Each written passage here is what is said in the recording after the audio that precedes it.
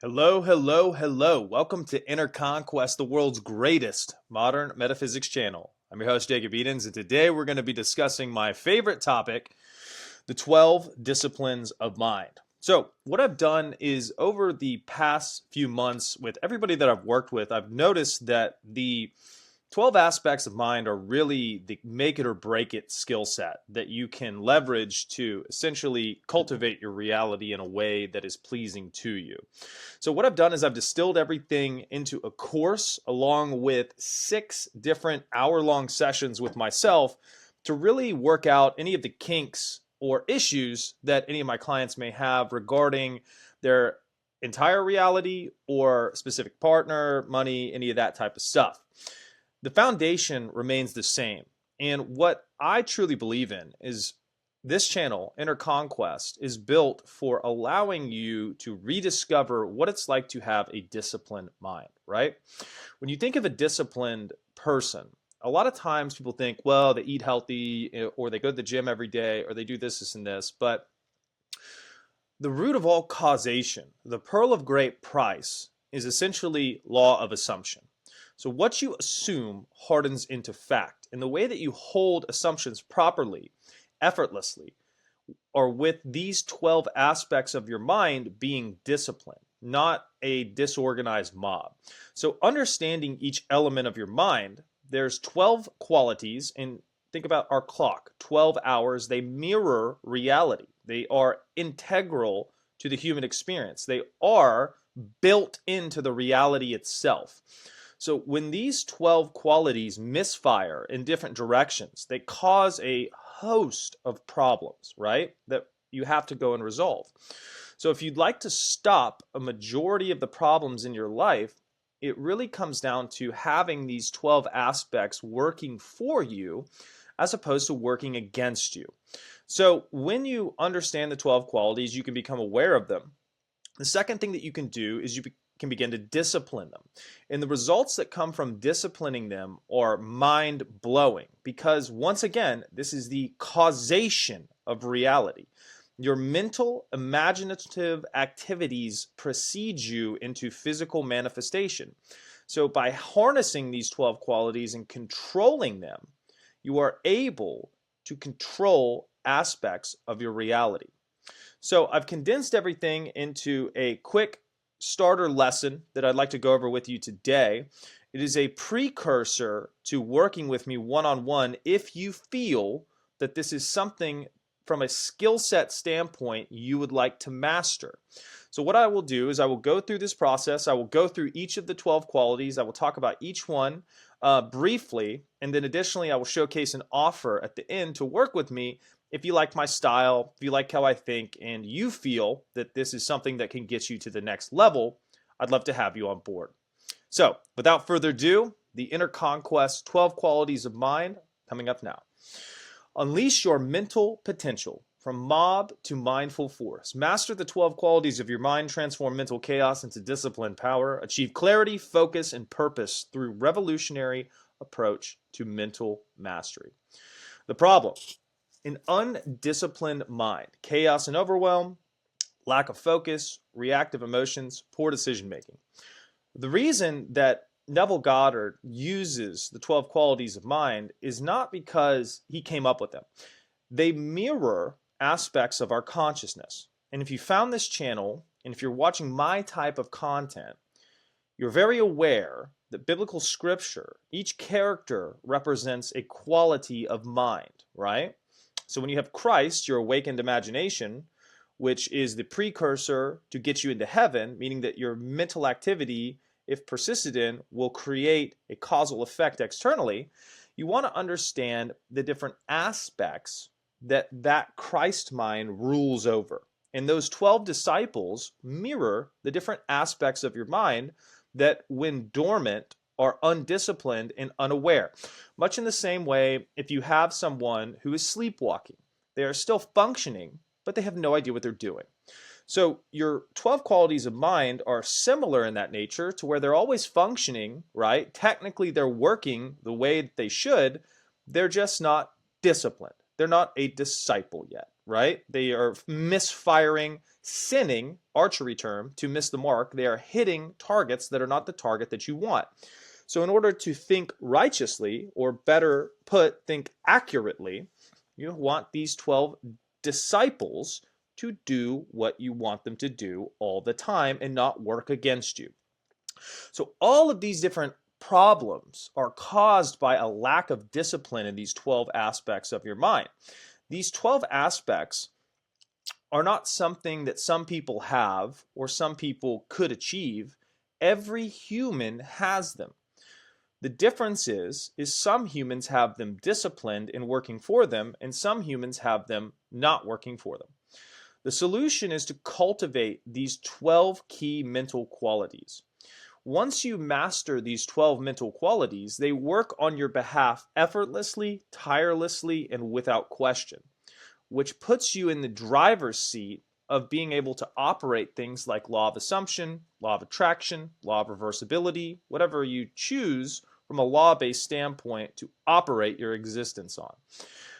Disciplined qualities, develop the 12 specific mental skills, practical technique, actionable methods, and a strong foundation for daily living. Transform your mind from a chaotic mob to a disciplined force, master techniques for managing emotions and making sound decisions. Now, the meat and potatoes, the 12 pillars of mental mastery. There are 12 aspects, and I've broken them into 3 parts, so I'll go through the first part now. Simon Peter hearing. This is the rock of your mind. This is the aspect of your mind that guards your mind from unwanted impressions. If you've done any study into the subconscious, you understand that the subconscious, whatever you put in with repetition, feeling, and emotion, will express itself into your physical world. So having a guard dog at the door that watches 24/7 tirelessly and will not allow unwanted impressions is the core foundation of your mind. Because if you have an open mind to where everything and anything comes in there and gets planted, your life is chaos. You don't control any decision-making process of what you want to let into your mind, which is expressing itself in coordination with people, places, and circumstances. So having this rock foundation is the key piece, the foundation of a healthy mind. It allows you to go, nope, this is what is in accordance with my ideal, and this is what I'm going to place my awareness on. The second aspect is courage. This is akin to bold assumptions and daringness. When you make a mental assumption that the money's already in the bank and you get hammered with bills the next day, are you daring enough to keep that assumption in the wake of all perceived opposition? If not, this quality of your mind is underdeveloped and needs to be developed, because once operating in the way that it's meant to operate, your assumption takes prioritization over third dimensional results, and you see reality clearly because you understand that all of those unwanted results are just your doubts and fears showcasing themselves. So if your doubts and fears can showcase themselves, why can't your positive assumptions, right? So as you develop this, you begin to choose in the same way that Esau, Isaac, and Jacob in that Old Testament story, you begin to choose the fourth dimensional reality that you prefer in wake of the third dimensional manifestational evidence every single time. Disciple James, justice. Administer justice wisely with love. Turn the other cheek, return good for evil. When someone insults you or says something to you that is not in alignment with your ideal, everyone is you pushed out. It's a reflection of what you've thought about yourself. So being able to not only forgive that person, but forgive that mental habit, it's not necessarily that you forgive it from a sappy, I'll never forget, but I forgive you now type of situation. It's a mental revision. Forgiveness is more revision. Oh, I was sinning. Oh, I was misfiring. Oh, I was thinking in a way that was not in alignment with me being the person who has what they want. So no biggie. I caused this. They're just mirroring my state. Let me fix and revise my state, the root of causation, so that my next iteration is the way that I want. as opposed to, oh, I need to beat that person up when you caused it. So the next disciple, John, love, show love to receive love. Recognize that everyone reflects your conscious beliefs. This is a secondary aspect that complements James the Justice. When you have reality, you have a spectrum. You have love, which is who you are, your true nature, and then you have fear, which is the antithesis of your nature. If you have things rooted in fear, if you're making decisions from fear, they will always lead to dead ends because love is akin to life. So when you work in an anti-life format, things wither and die. So being able to take the withered and dead things and resurrect them with love is very important. Philip, the awakened man. Recognize that consciousness is your dwelling place. Persist until desires become reality. Understanding the dimensional spacing of how reality is created is important because if you go outside of yourself to get something, you are making a god out of that thing. Basically, you are saying that this thing is more important than my imaginative acts, this thing is more important than my state, this thing is more important than the information that is coded into my electromagnetic field, this thing has power over me. So by awakening yourself and realizing that you're imagining into your future, you are the dreamer, right? You're able to control that imagination on a much shorter leash, and you're able to get a better feedback loop going with what you're thinking, feeling, imagining, and identifying as in real-time results. Bartholomew, imagination. Awaken to your creative power, understanding that imagination shapes your reality. What this means is that every single imaginative act that you have can be cultivated to your ideal. It is not some extroverted ideal that you need to achieve. It is not someone's permission that you need to get. You are the creator of your life, and you are a unique, individualized consciousness. You are a unique, individualized consciousness who gets to decide what the ideal is. You're not here to listen to Jordan Peterson or somebody else tell you how to think. You get to think the way that you want to think, and you get to decide what is good for you. So understanding that your imagination is under your control and is causal to the events of reality is important. But then mastering that imagination and using it for your own devices is a process of self-worth, enhancement, and empowerment. Discernment.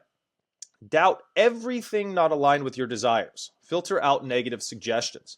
This is my favorite aspect of the mind. Being able to have the ability to deny reality in its face is a skill that you can cultivate. When you see a bank balance that is not the way that you want, and you see internally what you want, you deny the validity of that external world. When a specific person shows up in a way that is not loving and harmonious, you deny that reality. You do not allow that reality to gain acceptance from you. You do not accept that reality because everything is continually evolving. So for you to place judgment and to say, this is how it is, that's how it must be. So a lot of these mental faculties are not about getting more power. It's about understanding your current power and your current influence and taking responsibility for the way that you're manifesting it and curtailing it and cultivating it into a way that benefits you and others. Matthew, desire. Recognize desire as divine gifts. Know that each contains the power for its own fulfillment. Before you understand law of assumption, when you have a desire, you can couple that thought with a counter thought of, well, I want this, but money doesn't grow on trees. The very nature of you having a desire is like a little portal for you to step into that reality now, okay?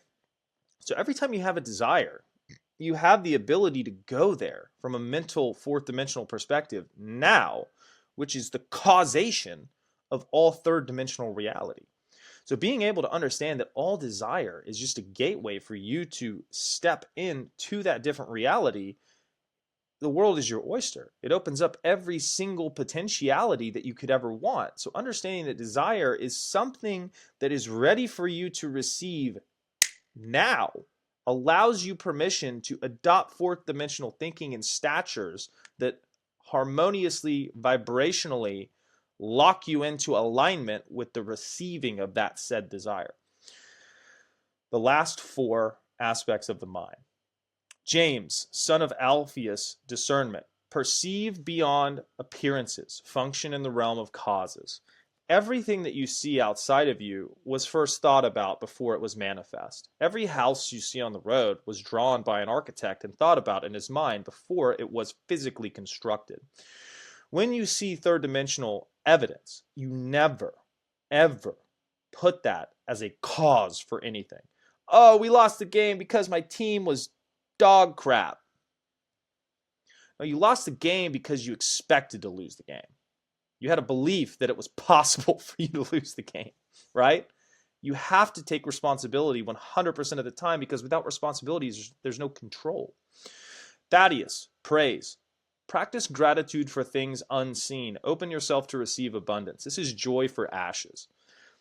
In the midst of chaos, in the wasteland of despair, your mind has the faculty to give thanks for what you have. Wow, my house just got obliterated by a nuclear bomb. Thank you, Father, for my new and improved house. I am so happy and grateful now that my house is better than before. I'm so happy and grateful now that my house has rebuilt itself into something that is great and better. This is the best thing that could have happened because I have a new house. Do you have the strength to default to that, even when everything externally around you is not looking the way that you want it to look? Judas, detachment. Die to your old self before becoming anew. Release old patterns to transform. Do you have the courage to die? To die is to transform. You can never die. Your soul is eternal, but your reality can die because your reality is malleable. Do you have the strength to let go and detach your intoxication of old, unwanted states? Can you abstain from re-entering in a state of a loser? Can you adopt exclusively states of a winner? You do not allow unwanted realities to persist. You allow the dead to bury the dead, and you allow them to die on their own accord through your detachment and your lack of awareness of them. Simon of Canaan, hearing the good news. Train your mind to only hear good news, everything working out for you. This involves assigning meaning. No matter what it is, no matter how bad it looks, no matter what happens, it is happening for you. This is a mental perspective that you can adopt at any point in time. Only you have the power to assign value to something. Does not matter what it is. This is the best thing that's ever happened because this is unfolding to my ideal end.